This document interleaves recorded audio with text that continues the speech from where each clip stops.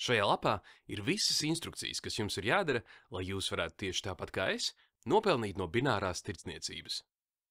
Noskatoties šo video, rūpīgi izlasiet visu, ko es šeit esmu pierakstījis. Tikai tad jūs zināsiet visu, kas un kā jums ir jādara un kam ir jāpievērš uzmanība, lai jums tiešām izdotos.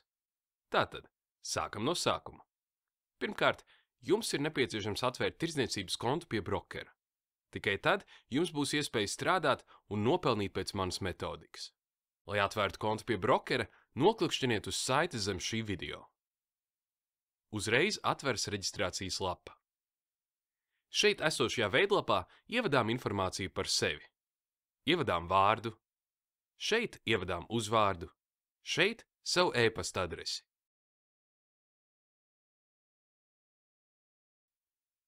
Šajā logā ir jāieraksta mobilā tālruņa numurs. Rakstot valsts kodu, sākumā rakstām 00371 un pēc tam pārējos tālruņa numuru ciparus. Tālrunis un e-pasts ir jānorāda īstais, kurus faktiski izmantojat. Citādi jūs nesaņemsiet no brokera svarīgu informāciju. Tālāk ierakstām paroli. Un viss. Nospiežam pogu Register. Lapa restartējas, un mēs jau esam tur. Mums ir mūsu paša tirdzniecības vieta.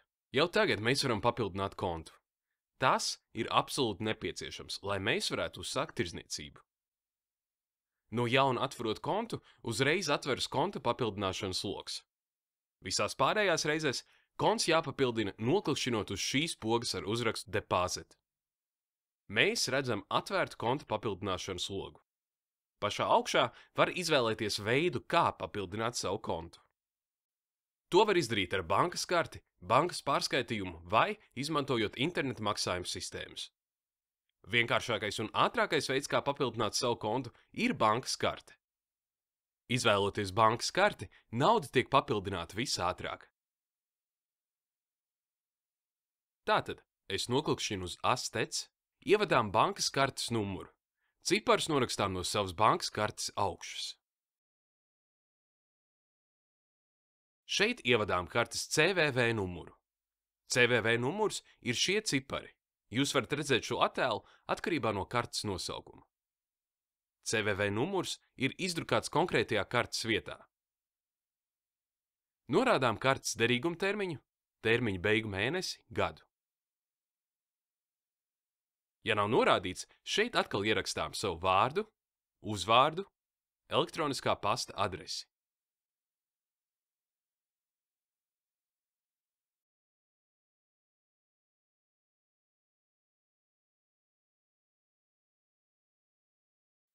Šeit ievadām savu adresi, ievadām ielas nosaukumu un mājas, kā arī dzīvokļu numuru.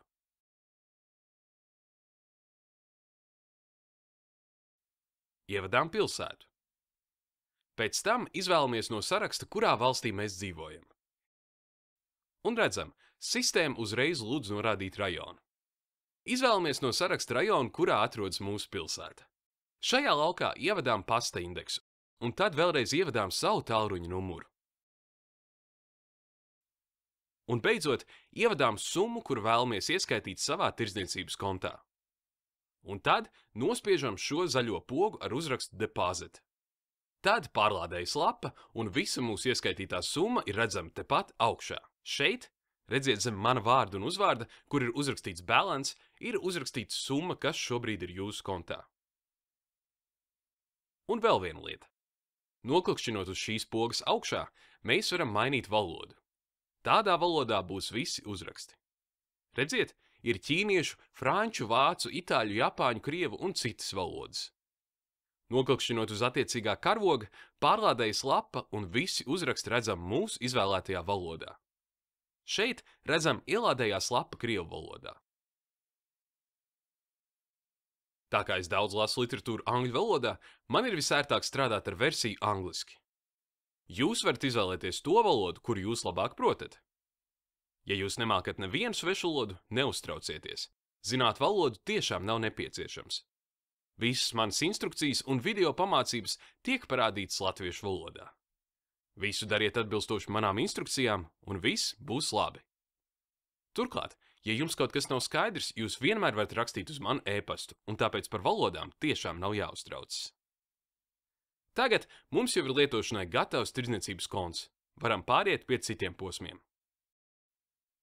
Pēc tam, kad atveram tirdzniecības kontu, mums ir nepieciešams pieteikties sistēmā, kas dod mums būtisku informāciju par tirgu un iesaka, kā tirgoties.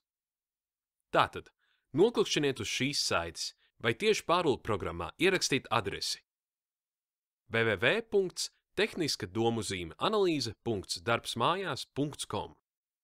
Atveras mana un kopā ar speciālistiem izveidotā programma, kas analizē tirgu. Lai mēs varētu izmantot šo sistēmu, mums ir nepieciešams tajā reģistrēties.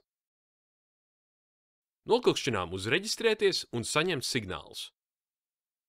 Un nekavējoties atveras reģistrācijas veidlapa. Ierakstām savu e-pasta adresi. E-pastam jābūt tam pašam, kur norādījāt, kad atvērāt tirdzniecības kontu pie Brokera Interactive Option. Izdomājam savu paroli un ierakstām to šajā logā. Parolei jāsatur vismaz 8 rakstuzīmes, iekļaujot burtus un ciparus. Pēc tam vēlreiz atkārtojam paroli un nospiežam reģistrēties. Ja jums jau ir atvērts tirdzniecības konts pie brokera un esat tajā ieskaitījis naudu, jūs redzēsiet šādu informāciju, ar kuras palīdzību jūs varēsiet tirgoties. Ja reģistrējāties pie brokera nevis caur manu lapu, bet kaut kur citur, vai esat ievadījis nepareizu e-pastu, tad jūs nesaņemsiet signālu informāciju un jums tiks parādīts tikai šāds logs. Ja signālu lapā mēs redzam tirdzniecībai nepieciešamo informāciju, tas nozīmē, ka viss ir izdarīts pareizi, un mēs varam sākt tirgot un pelnīt naudu.